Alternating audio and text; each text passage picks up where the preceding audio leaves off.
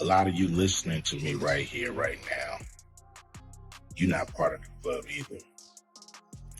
And what I realized with the club is what makes them so mad is when you don't want to be a part of their club. That pisses them off. What club am I talking about? I'm talking about the club of gatekeepers. Diddy. Yeah. So a lot of crazy things that's going on with this story, Diddy, right? I mean, a lot of people are calling him the Epstein of the music, the Hollywood world, business, what do you call it, the entertainment world. I read this story and I want to kind of get your thoughts on this here. Celebrities going to be shook. He had politicians in there. He had princes in there. Uh-oh. He also had a couple of preachers in there. Oh, damn. Is he talking about who I think he's talking about? You think? Is he? Hallelujah. Cat Williams commented on that. Williams definitely brought him on a preacher. Yeah. You know what preacher that is, right? Ice Cube has been sharing some major details about how Beyoncé and Jay-Z allegedly helped cover up some of Diddy's controversial actions over the years. According to Cube, Diddy, a huge figure in the music industry, has been involved in some shady dealings that have been hidden from the public eye, with Beyoncé and Jay-Z playing a role in keeping those secrets. The revelations include stories of rivalries, personal conflicts, and power struggles among these hip-hop heavyweights. What's cracking? It's your homie Ice Cube. Just wanted to address a few things. Everybody been checking out the internet. My man Cat Williams. First of all, I just want to say, we shot that movie over 20 years ago. So, people have different perspectives, and it's been a long time. I also want to say, every comedian that I've worked with, every comedian that I've put in a movie, I only put them in the movie because I thought they was funny. I thought they was perfect for the part. I tried to put them in a position to win. That's what it's all about, I don't, look at, Chris Tucker and Bernie Mac and Mike Epps, Cat Williams, Ricky Smiley, Michael Blacks, Cedric, Kevin Hart, all these guys I know are funny as hell. I didn't discover them. They were doing their stand-up or doing their thing, and I knew that they were great and that they could act, and that, if I have an opportunity, I was going to give them an opportunity. To me, that's what it's all about. As far as, specific things, Cat was 100 on a few things. Most of what he was saying, a couple of things, I just want to clarify. When we bring in a new, comedian, we do have them try out for different roles. So Ricky did give Money Mike a shot.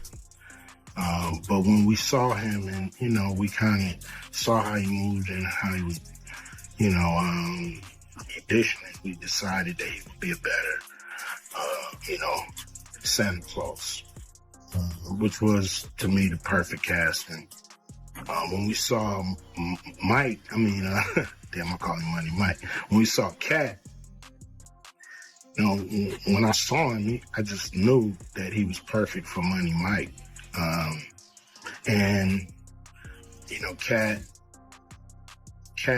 said he wrote his role, which, the role was written, but he enhanced it. This is why Cat was so dope in the movie. Money Mike had a small role, about as big as the Santa Claus role, but when we started filming, he was giving us such magic that we kept expanding his role. and giving him more to do because he was on point. When we shoot these movies, for one, the scripts are fire, or they wouldn't even do it. The scripts are laugh out funny. But we shoot the script, and once we get what we need from the script, we let the comedians ad-lib, riff, play with the words, do their thing. We give them a take where they can, or 2, 3 takes where they can go off and do what they feel. Sometimes it makes the movie, sometimes it don't. When somebody gives you jewels, you want to try to make sure that makes the movie.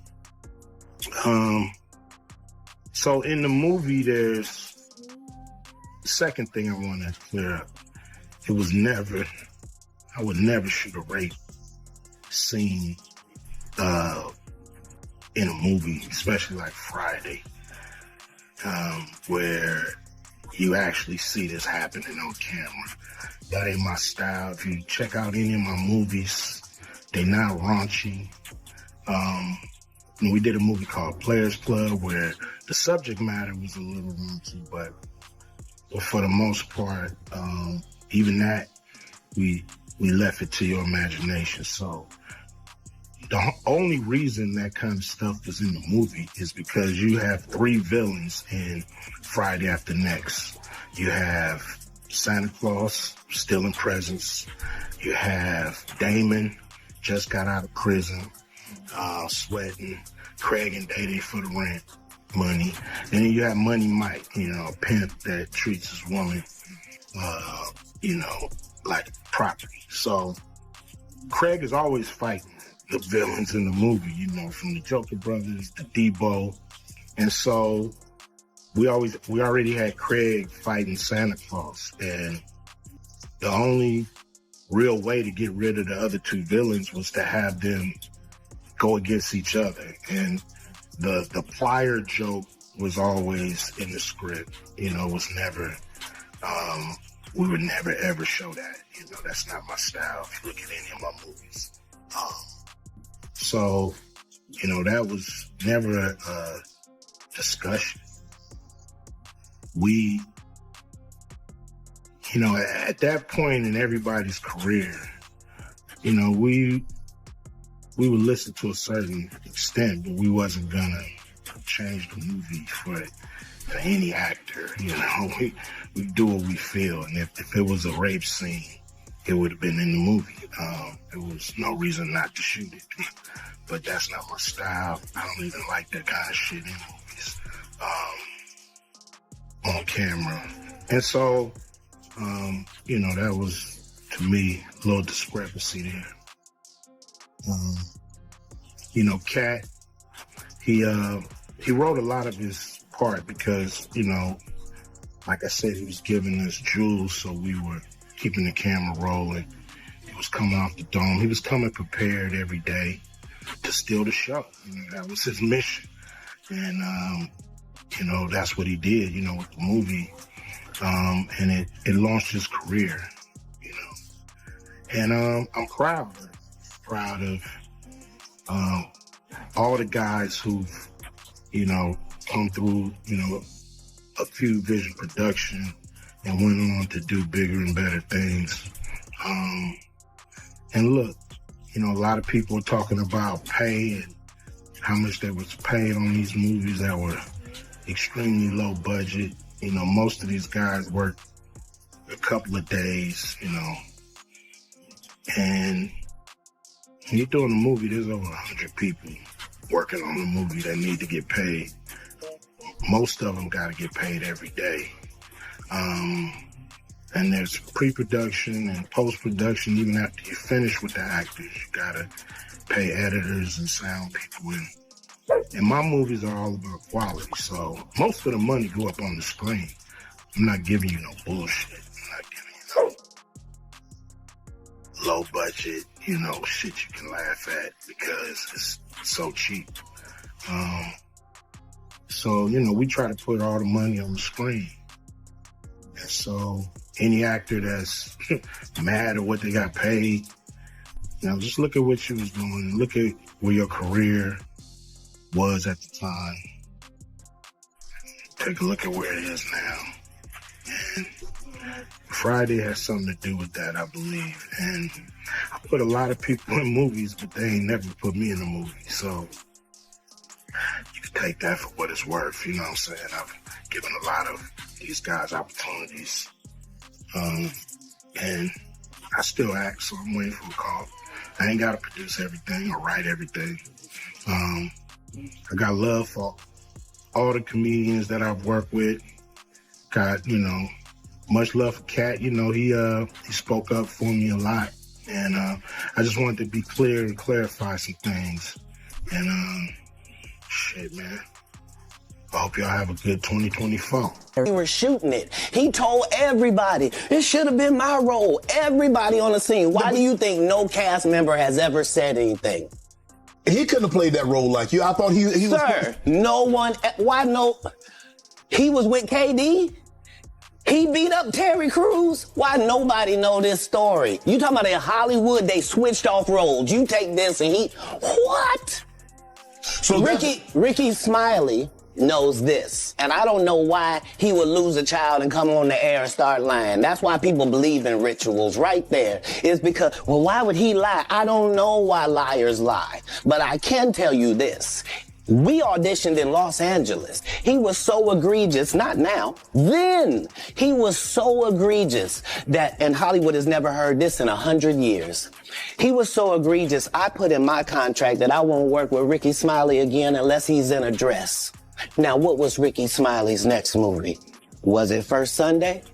Did he wear a dress in it? You bet he did. It's in my contract. Why would you put that in your contract, Cat? That's where he's a believable actor. For this opportunity, Ricky Smiley Morning Show. Let's just get into this. The whole internet going crazy. Comments that Cat Williams made. Whatever. I can't speak on behalf of the other comedians, but the only thing I can speak for is myself. Cat made some comments on Shannon Sharp's show about when I was on Shannon Sharp was telling him the story of some of the behind the scenes from Friday After Next. Let's start with that. When I went out there, let's just go back. In 2000, I was the host of BET Comic View and in the season 2004. I also worked on this show called Live from LA. That was my first job with BET, and that's where I met Ice Cube, if I'm not mistaken. And Ice Cube was like, hey man, I like your work. I want to do some stuff with you. I want to put you in some movies. And Ice Cube started putting me in movies, which really helped my career. I was in All About the Benjamins, of course, when they changed the ending of it, that part didn't make any sense. But then he put me in Friday After Next.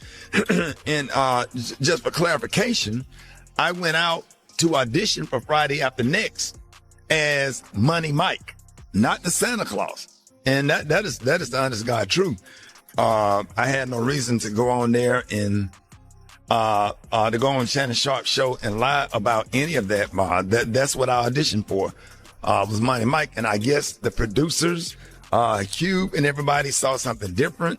And I think that Money Mike character, Special K, was going to come off as kind of like just a guy who was hanging around in the strip mall who was just kind of being annoying. Yeah. And almost like a crackhead type of character that was right. So I guess when Cat Williams did it, they added the whole pimp twist to that character, which was actually a better decision and made it funnier. Cause ain't no way in the hell I could have executed that role like that. And I'm glad that they made that decision and they put me in a Santa Claus role, which was actually perfect. So when I got back to LA, they said, hey, your role has changed. You're going to be the Santa Claus. And here's the Santa Claus suit. Put it on, and here's your lines. Sat in the trailer, went over the lines, went over my stuff with Cube, and the rest is history. Had no reason. I just want to clarify that. Had no reason to lie about that. As a matter of fact, my manager at the time, Gary Abdo, who is still one of my best friends, who also helped start my career, and he's the owner of the Atlanta Comedy Theater in Atlanta. We got him on the phone just to clarify. Gary Abdo, good morning. Good morning, Ricky. How are you, my friend? Oh, I'm good, man. Just for clarification, you was my manager at the time. We went to LA together for the audition. Cube wanted to see us. What is your version? Yeah, well, we're old, and that was 23 years ago. So, our memories are what our memories are. You went out, you auditioned, they wanted you to play Money Mike. That was the sides that they had sent. The sides are the portion of the script for the part they want you to play. Those were the sides they sent. That was the audition you did.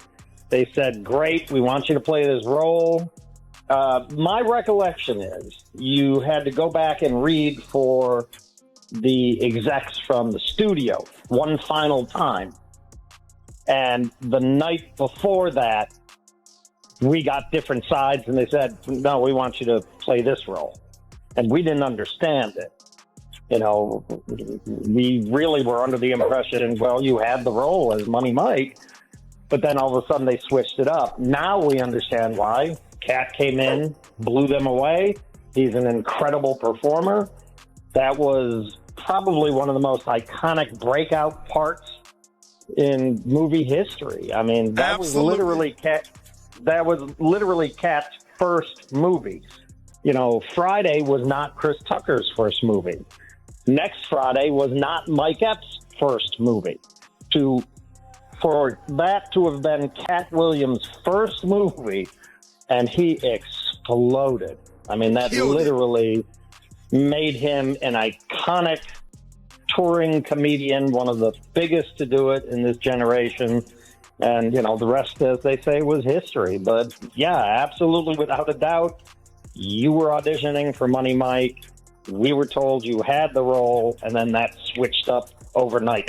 And I'm glad I ended up being the Santa Claus, because that role was iconic and not as funny as his. I like the pimp. I personally like the pimp better, but the Santa Claus role was just perfect for me. At the time, I was skinny and could run fast, so and you could squeeze over that gate. So yeah, that was the. I just wanted to clarify that, and then there was no contract ever that. In agreement with the first Sunday movie, because that was a whole different production directed by who just directed my Netflix special, David E. Talbert, about me playing Bernice Jenkins. That's something that David called me personally. David and Lynn are fans and have been fans of my work for a long time. And it was like, we want you to play Bernice Jenkins, and and here you go. And that's what happened. And I went out there and shot that in one day, me and Red Grant. And that was a lot of fun. Right. And it had nothing to do with Cat Williams' contract or whatever. So I'm, what I'm saying? Like, I respect Cat. Definitely disappointed that you have to get on the air and explain something like this. But that's the truth, and I don't know what else to say. So there it is. There's not much else to say. It's indisputable that Cat played that role, killed it, built an entire career out of that one role that all of us look at and go, wow, that's absolutely amazing. But it's also indisputable you were auditioning for Money Mike. We were told you had the role. You just had to read one more time, and then that switched up. And the crazy thing about it is we had a conversation. When it came out, he said a lot of this 12 years ago, and we had a conversation because I was on 14th Street in Atlanta, right by the Four Seasons Hotel, and I was driving down the street with my granddad in the car, and I saw Cat Williams going across the street on 14th Street, and I said, Cat, what's up? Whatever. I just wanted to make sure we was good. He said, come over and have a cup of coffee with me, because he was walking over to Starbucks.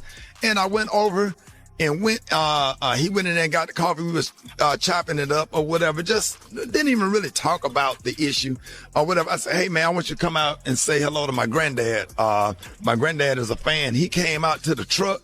I'll never forget, I was in my Ford F-150, and I came out and spoke to my granddad. He hugged my granddad and wished him well. My granddad was like, keep doing what you're doing, young man. My granddad was living at the time. It was just me and my granddad in the truck. and we dapped it up, and that was it. I mean, that was it. And I thought that we were good. I didn't know that we had any issues. And if there are any issues, or if there's anything that I've done, not only to Cat Williams, to anybody, I apologize. And I'm not perfect. I made mistakes, but I did. That's just the honest to God truth. And I did audition for what I auditioned for. And I'm glad that the producers made that decision. And let me address all of the things with Gary. You can help me out with this, because comedy greats like Flip Wilson played Geraldine. Richard Pryor played some roles on his show. Jamie Foxx played Wanda. Martin played Shanae. I did. Bernice Jenkins, Tyler Perry did. Madea. It's a lot of comics and a lot of comedy greats that did characters for the sake of funny, for entertainment, for the sake of the laugh. And it has nothing to do with nobody's comfortable in the role. Nobody wants to put on a damn dress or comfortable in it, that has nothing to do with my manhood being lessened for trying to play a role and trying to put food on the table for my family. Because it's a prop. It's nothing more than a prop. It's nothing more than a way to get a laugh. I mean, back in Shakespeare's time, there were no females playing female roles. Every female role was played by a man. It's just part of an art form. It's part of what makes it funny. You bring the funny to it. I wish that I'm sure you remember. People don't know about this. The pilot that you shot for the Kings of Comedy TV show, Bernice Jenkins had a whole sketch with Madea. Yeah, I did a sketch with Madea, me, Earthquake, Tyler Perry, Niecy Nash.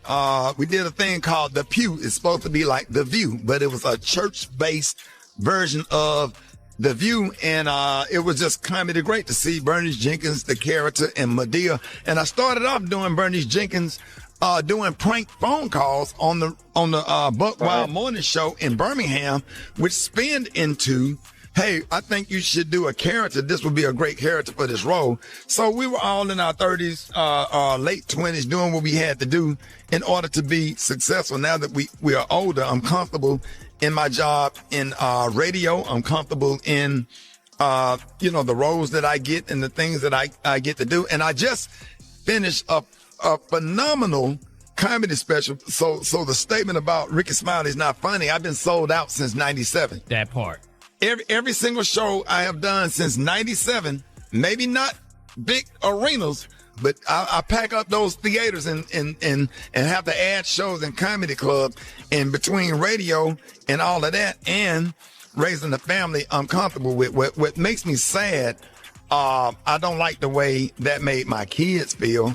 And that's why I'm not gonna, go after him, because he has kids and family members and nieces and nephews also, and it hurts our family members and people that do love us when we say hurtful things about each other.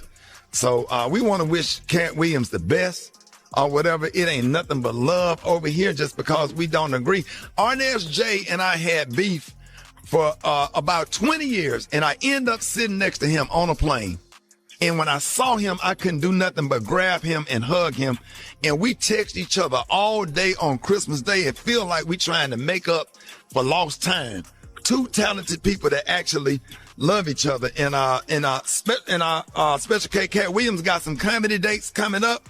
He's going to be in Birmingham. Cat Williams is coming to Huntsville. I want y'all to go out and support him. I want y'all to pack those damn theaters and show nothing but unconditional love to him and to any comic that come into our space, Birmingham, Huntsville. That's like my area or whatever, where I grew up or whatever. K, you got the dates? You got January 12th, Cedar Park, Texas. The 14th, Estero, Florida. The 19th, Huntsville, Alabama. The 26th of January, Tupelo, Mississippi. Y'all go ahead and get on Ticketmaster. Get them tickets. Yeah, make sure y'all go out and see Cat Williams and go out and support her, man. It's all love over here because it's enough money out here for everybody. Okay, so Ricky Smiley took the high road right there, man. I appreciate him. At the end of the day, thank you to everybody that contributed to that classic Friday movie, man. But now we've got to see what Cat Williams has to say about it. He's always had a lot to say on these kinds of topics, and knowing him, he'll probably have a strong take on the whole situation. It'll be interesting to hear if he backs up Ice Cube's claims or shares his own perspective on the drama between Diddy, Jay-Z, and Beyonce. Diddy. Yeah. It's a lot of crazy things that's going on with this story, Diddy, right? I mean, a lot of people are calling him the Epstein of the music, the Hollywood world, the business, what do you call it, the entertainment world. I'll read this story, and then I want to kind of get your thoughts on this here. So here's a story. Sean Diddy Combs' former bodyguard claims music mogul had tapes of politicians and princes out there. And we'll play this clip in a minute. Gene Deal, who was present the night before Notorious B.I.G. Biggie was fatally shot in 1997, made the sensational comments during an interview with Art of Dialogue YouTube channel. And here's what he had to say. Go for it, Rob. Finding out he was recording everything. But not only celebrities, I don't think it's only celebrities going to be shook. He had politicians in there. He had princes in there. Uh-oh. He also had a couple of preachers in there. Oh, damn. Is he talking about who I think he's talking about? You think? Is he? Hallelujah. Cat Williams commented on that. Cat Williams definitely brought him on a preacher. Yeah. You know what preacher that is? I don't. Okay. You don't know the preacher that was seen with Diddy at one of the parties that Cat Williams says, I don't care whether you're TD Jakes or Diddy. Oh, yeah. So he was the truth coming out in 2024. Listen, again, this is allegedly. That's what he's saying. Your thoughts on this story here? So it wasn't just this guy that was saying it. Lil Rod, the former producer, filed the lawsuit, and he said every room in Diddy's mansions were wired with cameras. And he had some of the footage, he had some of the pictures, and he displayed those in the lawsuit that came out. And this was used for blackmail material. They'd bring in these people. A lot of these people were also aspiring young artists in the music industry. And then these parties were sponsored by Motown Records CEO, Universal Records CEO. This goes all the way to the top. And so you get these people in compromising situations. The drinks were laced. The videotapes were hot. And then at the end of the day, you wake up the next morning, what did I do? And then they have compromising material on you. And then they can guide your career. They could kill your career, but they got you. And it wasn't just people in the music business. As you said, there were athletes, there were celebrities, there were politicians, people from the royal family. It seems like you're asking for a movie recommendation based on what we've been talking about. If you're into stories about the music industry, power struggles, and personal drama, you might enjoy movies like Notorious, about the Notorious B.I.G., or Straight Outta Compton, which covers the rise of NWA. Both explore the intense rivalries and behind-the-scenes drama in hip-hop. And we were also told by the former bodyguard that Diddy was an FBI informant. So he was a snitch and was feeding information to the feds. And we don't know what that means. We haven't been able to confirm it, but even Little Rod said it's not just like Epstein. It could be worse than Jeffrey Epstein. Now, let me ask you this. When you're seeing something like that, do you think, you know how somebody is making money for you, you can't lose them because they're still making money for you, right? So, for example, like an athlete, LeBron James, he's still getting a lot of endorsements. He's still making a lot of money. You got to make sure you protect that asset because that guy's making you a lot of money. I think the number one person right now that you have to protect in music is Taylor Swift. You have to protect her. It's a big insurance policy. She's young. She's going to be around for a long time to come.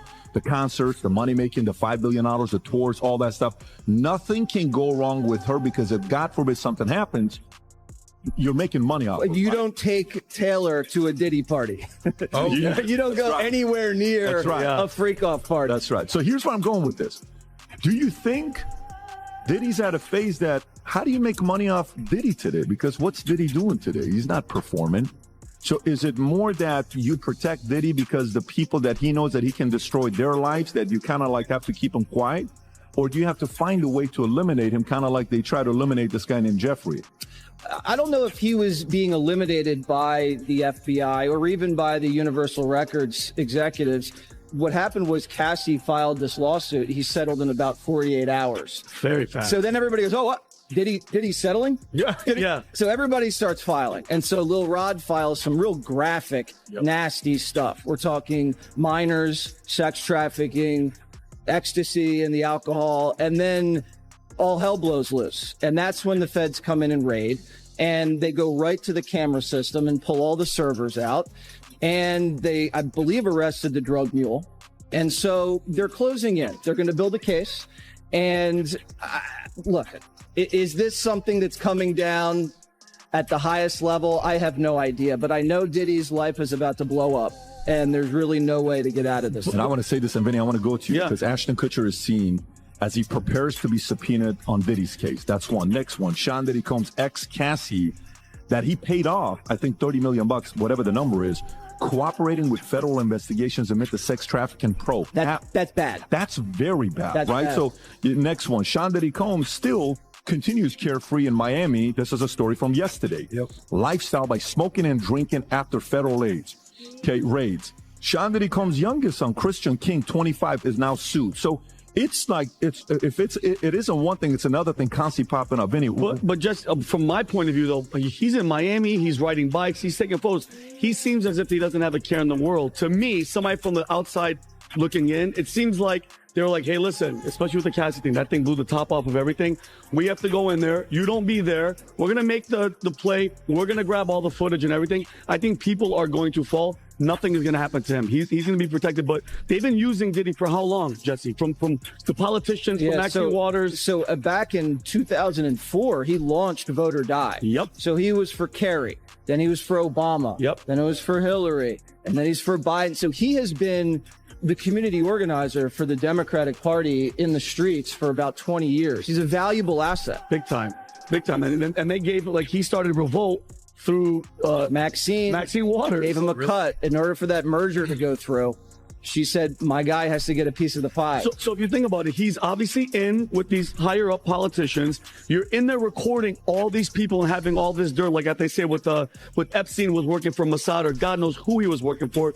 Who knows who Diddy was? Like, he's not recording all these people, all these princes, just to have like footage for when he's older to show to his kids. This is a coordinated thing, and I think the Cassie thing blew the top off. And now they're like, we have to go in and make sure nothing is incriminating for us, or else he does. Right, because when they went in and raided Epstein's mansions, we never saw any of that footage. Not 1 minute. Only Ghislaine Maxwell went down. Bingo. They never got anybody else, and he had tapes in Little St. James. He had tapes in the Upper East Side. He had tapes in New Mexico, in Palm Beach.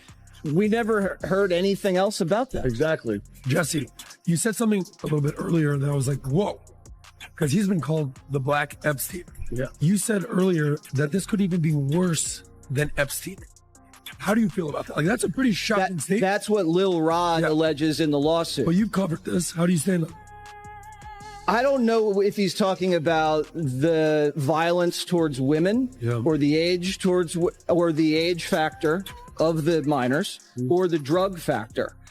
Epstein, there was not a lot of drugs. This case has drugs. Yeah. This case has lots of narcotics. If you read the filings, we're talking meth, cocaine, PCP, ecstasy. The stuff in the drink to make you pass out so you don't remember whatever. Roofies. Rohypnol. Hangover. Yeah, everybody was getting roofie. And apparently everybody, there was even conversations of, I just saw another video where Diddy is giving a drink to Justin Bieber. And we keep seeing videos with him and Justin Bieber. And like, they're making sure that Justin Bieber's drinking it. And there's another cut of him in the party. And Justin Bieber just looks like a little bit What off. age was he at the time? Does it really matter at that point? Justin Bieber's now just, I mean, he was young with blonde hair. Like, he was like, what, 17, 18? Did you see this video? Yo, Watch him pat him down. Look, this is checking recently. for potential Look, he's touching wires. he's touching his chest. He's touching his chest. Make sure you don't have a wire on you. Look So at that. I got a message. Weird. I'm trying to see. I'm not going to reveal the source, but I got a message from a guy saying that some of this has to do with that drink company, the Diageo? Diageo. That is, if you look at, can you type in what Diageo's market cap is? They're massive. Type in Diageo market cap. Right. Yeah, right. If you just type in Diageo market cap $81 billion. And what this insider said to me, just purely on what could happen, it's given. I'm not giving the source. It Speculation. Could be speculation. He said they owe him $2 billion. And he said it could be the fact that they are doing this to not have to pay him $2 billion. Now, can you just type in Diageo owes Diddy $2 billion. See if anything like that comes up. Diageo owes Diddy $2 billion. Go to news. Can you go just to news at the top? Let's see what stories pop up. Can you go a little, okay.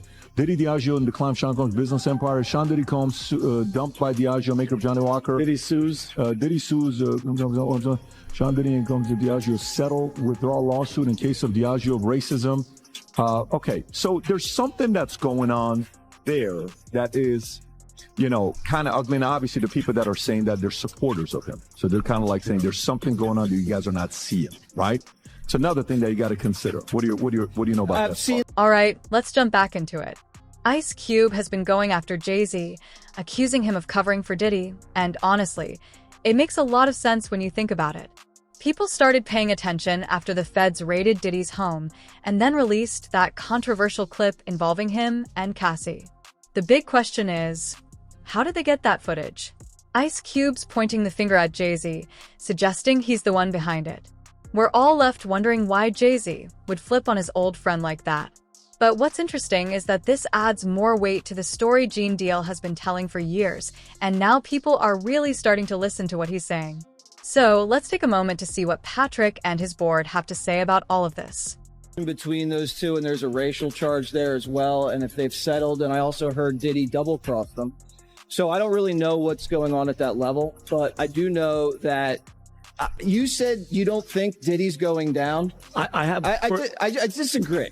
And why do you think that? And I think if you have the feds go in there and seize everything in the house, phones, electronics, video cameras, and he has multiple civil suits in play, do you think Universal Records is going to take the fall? I don't think Universal Records is going to. You think lesser players are? Because just think about the day that they raided, he wasn't there, and his jet flew with God knows what, he wasn't on it, to a place that doesn't have any U.S. extradition. Maybe all the tapes and everything, that was just like a delivery method. Because why else is he dancing and having a great time in the streets? He's not delusional. Because it's great PR. Yep. Well, let me ask you this. Here's a question for all of you guys. Here's a question for but Rob, can you run a poll on this? Who was more powerful and feared? Harvey Weinstein or Diddy?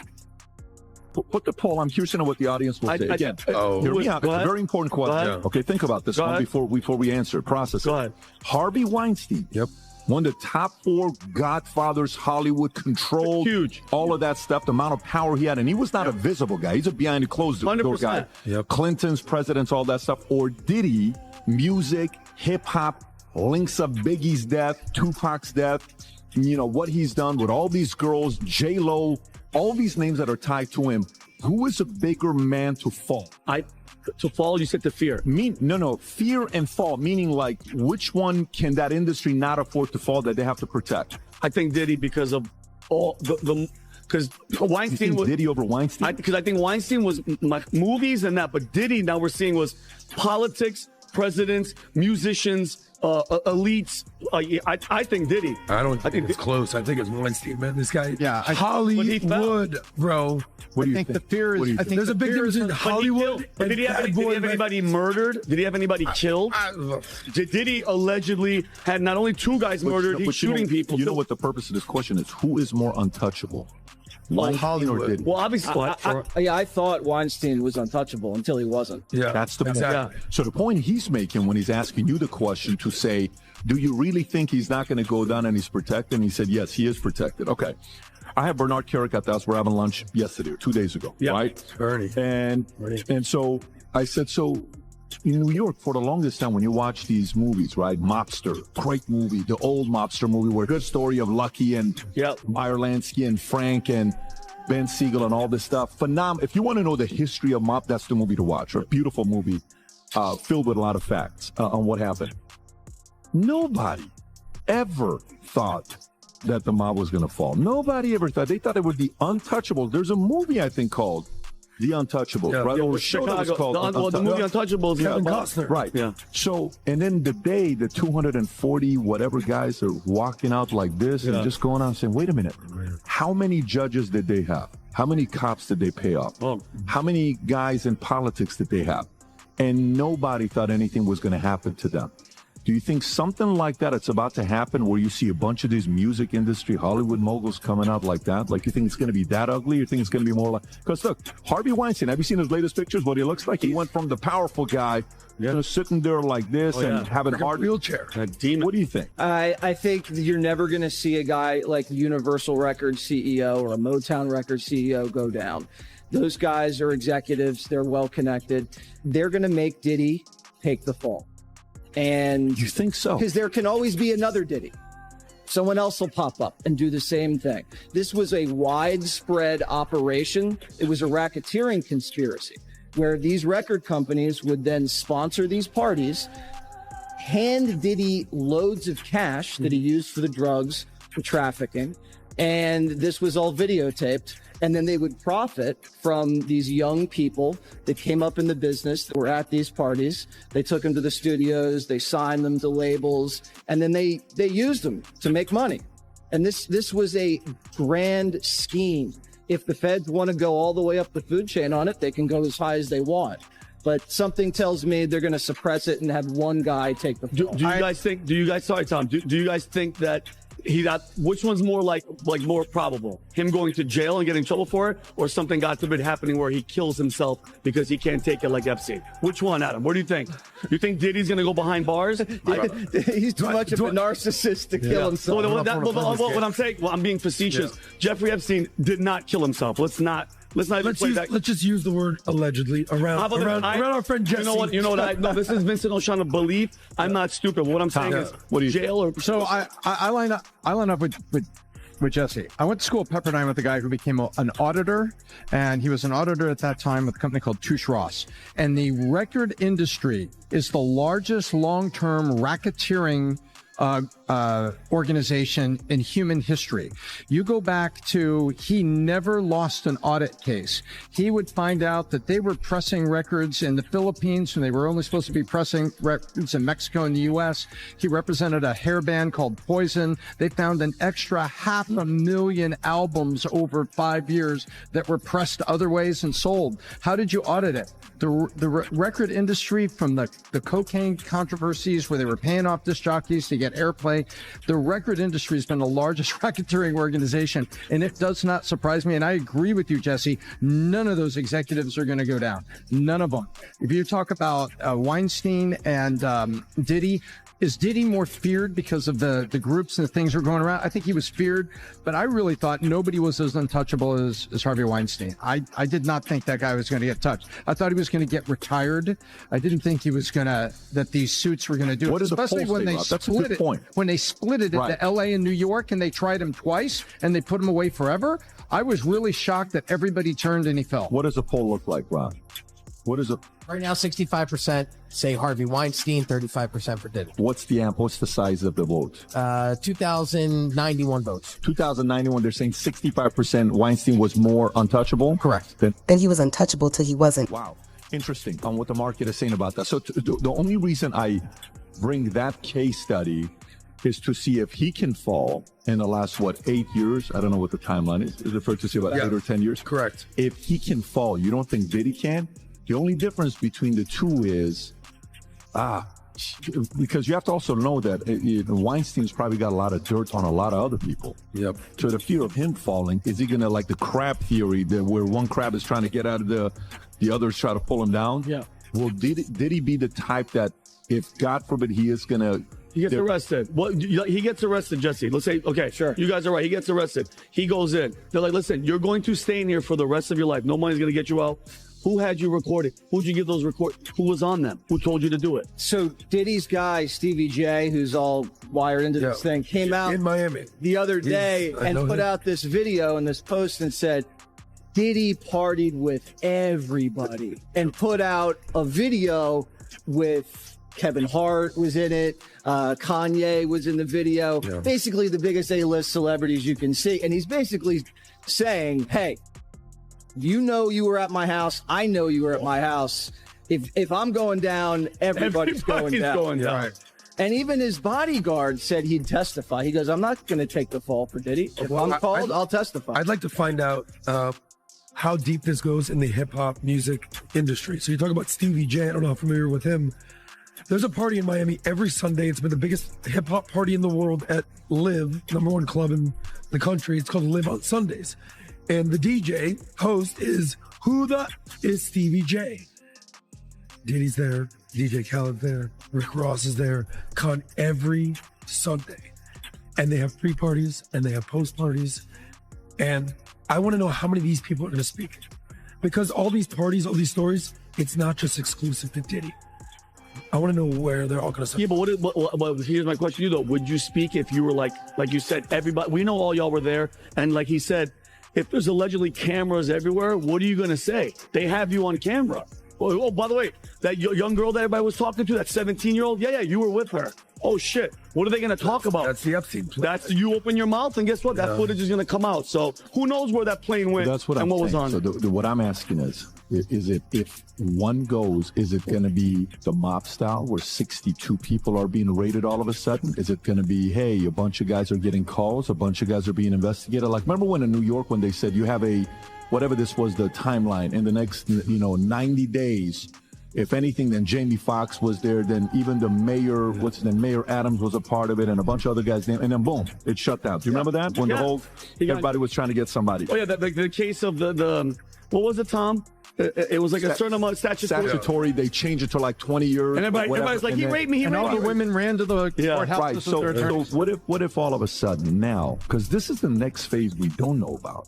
So think about it, if all of a sudden 30 girls come out to 30 other celebrities that were at the party. Oh my God. And now they get linked back to those parties. That's the next thing that you're sitting around saying, oh, shoot, what just happened now? Oh, God. Because every day, this is not, how many people you think are sitting down and say, dude, I hope this thing goes away. I hope this thing goes away. Oh, my God. Goes away. Everybody that was there. The same thing they did with Epstein. That's what I'm saying. The same thing. And then you find out Bill Gates is at the Epstein place. All these other people are. And that's why his wife left him, because she couldn't deal with that. And if we learned anything from Epstein, this story's not going away. Yeah, there's one more angle here. Jesse, what is the news media hearing on the Diddy FBI long-term informant side? There's a lot of stuff below the surface. We've only heard that one comment from Kanye, who said he was a Fed, and then we heard it from the former bodyguard, who said he was informing to the FBI. Other than that, we don't have a lot of information, and we can't nail that down. But according to that Lil Rod lawsuit, too, he witnessed Diddy going in his closet in his bedroom and pulling out guns and giving it to a bunch of guys that were wearing all black. It was also an allegation that he had the local sheriffs paid off. It was an allegation that he had contacts with local gang members in Los Angeles. I don't know what that means, but it looks like Diddy's playing both sides. Is this Kanye? Rob, if you can play that clip. Yeah, if you can play Sure this does. clip. I'm I not just sure if texted this is you. the right one. Okay. But you're saying that Kanye was the one that said he was Kanye said he was a Fed. He said Kanye. And the former bodyguard said it. And I heard when was this video?